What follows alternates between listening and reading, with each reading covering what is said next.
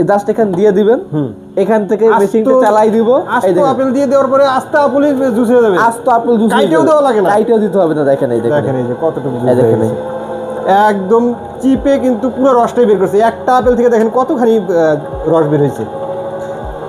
এক আপেল থেকে দেখেন কি পরিমাণ রস, একটা আপেল থেকে।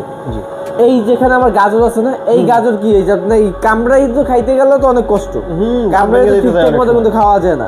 হাফ কাপ জুস হয়ে গেছে, জুস কিন্তু হয়ে গেছে একেবারে র যে জুসটা আছে। আপনার বৃদ্ধ বাবা মাকে খাওয়াবেন, তা কিন্তু সম্পূর্ণ কিন্তু ইয়াটা কিন্তু আপনার পুষ্টিটা পাবে।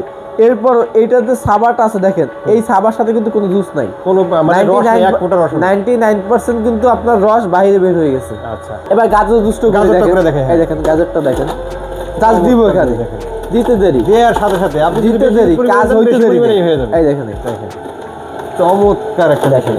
এটা আপনি কি বল করবেন, আমলকির জুসও করতে পারবেন এটা ভাই। দিয়ে। আমলকির বিচিগুলো তো অনেক শক্ত ভাই, ওটা হবে ভাবে সহ হয়ে যায়, এটা আমলকির জুসও করতে পারবেন।